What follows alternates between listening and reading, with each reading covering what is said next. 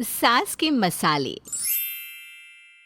आपने खाना बनाने के शौकीन इंसानों को तो देखा ही होगा, है ना? पर उनमें से सबको खाना बनाना आता ही हो ये ज़रूरी नहीं। कुछ लोगों को खाना बनाने का शौक ज़रूर होता है, लेकिन उनसे खाना अच्छा बन नहीं पाता। अब वर्षा की सास रुक्मिणी को ही देख लीजिए। रुक्मिणी को खाना बनाने का बड़ा शौक है। शौक छोड़िए, ऐसा कहे कि जुनून है बस। तो आइए देखते हैं इनका जुनून क्या रंग लाता है।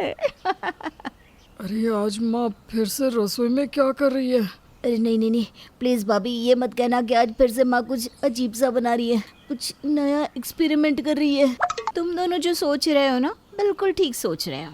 आज मम्मी जी फिर से कुछ नया बना रही है। अब पता नहीं वो क्या चीज़ है, पर अब जो है सो खाना पड़ेगा सबको। अरे ऐसा क्यों सोच रहे हो? आज कुछ अच्छा ही खिलाएगी तुम्हारी माँ, देखना। पापा, सालों से माँ पता नहीं हमें क्या क्या खिलाती आई है। वो खुद को मास्टर शेफ समझती है, अतरंगी चीजें बना देती है और भुगतना हमें पड़ता है। चुप करो। मिनी आ रही है, उसे बुरा लग जाएगा अगर हम उसके खाने की तारीफ नहीं करेंगे, समझे? चुप रहो सब। मैं आ गई, तो तुम सब तैयार हो ना आज की स्पेशल डिश चखने के लिए? हाँ, हम शहीद होने के लिए तैयार हैं। क्या? अरे इसका मतलब है कि हमसे तो सब्र ही नहीं हो रहा। अब जल्दी से बता भी दो कि क्या बनाया है। आज ना मैंने करेले के सैंडविच बनाए हैं, उसके साथ कद्दू की चटनी भी। क्या मम्मी जी, करेले के सैंडविच कौन बनाता है? माँ, अब वर्षा आ गई है ना, तुम क्यों तकलीफ लेती हो? वर्षा बना लेगी खाना। वर्षा क्यों नहीं बनाती हो? अब ये नाटक मत करो। मैं जानती हूँ तुम सब ये सैंडविच खाने से डर रहे हो ना, पर एक बार खा कर देखो तो मजा आ जाएगा। अरे ऐसा मजा नहीं चाहिए हमें जिंदगी में माँ। मैंने इतने प्यार से तुम सबके लिए बनाया है। ठीक है, अगर तुम लोग नहीं खाना चाहते तो मैं फेंक देती हूँ। अरे नहीं नहीं नहीं नहीं मम्मी जी, हम सब तो बस ऐसे ही कह रहे थे। सब लोग खाएंगे आपके बनाए हुए सैंडविच। लाइए लाइए। हाँ और नहीं तो क्या। चलो तुम दोनों भी शुरू करो, चलो जल्दी से ले लो। रुक्मिणी आए दिन अतरंगी चीजें बनाती रहती और सब उसका मन रखने के लिए खा भी लेते थे। हालांकि उन सबको ये पसंद बिल्कुल नहीं आता था, लेकिन अब उनके पास कोई चारा भी तो नहीं था। अरे रवि रुक, जरा ये चैनल चलाना तो। अरे क्या करोगी माँ ये सब खाना बनाना सीख कर? अरे यहाँ इस चैनल पर ना अलग अलग तरह का खाना बनाना सिखाते हैं। वो करेले का सैंडविच मैंने यहीं से तो सीखा था।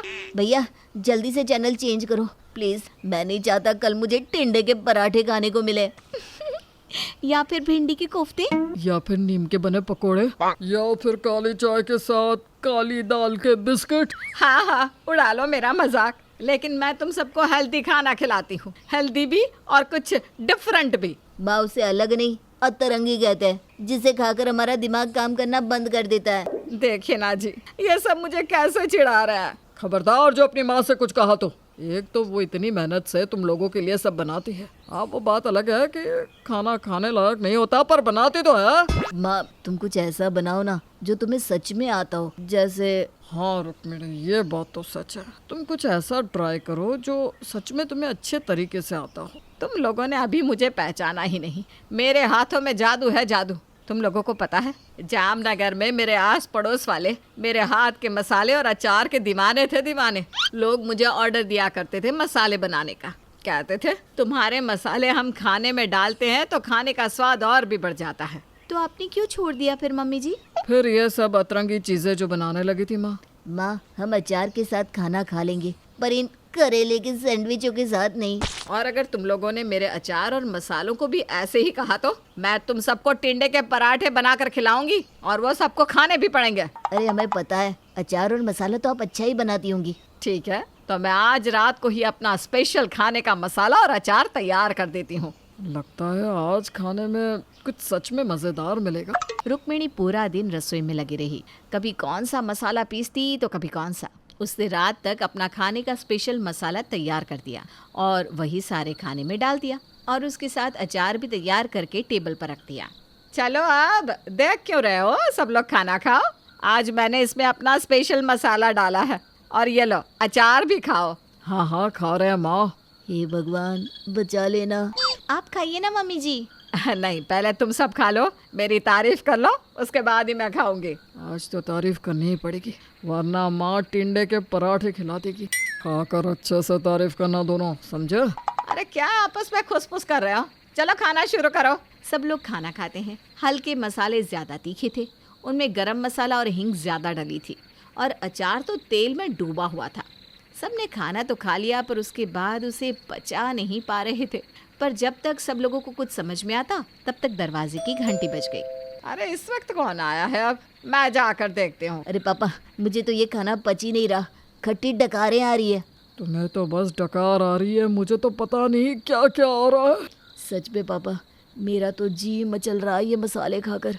अरे ऊपर से पड़ोस वाले मिश्रा अंकल आए हैं अपनी पत्नी और बेटी के साथ। अरे पिंकी आई है, उसके सामने मैं ये डकार मारूंगा। क्या सोचेगी मेरे बारे में? चुप करो, वो लोग अंदर आ गए हैं। अरे क्या हाल चाल है?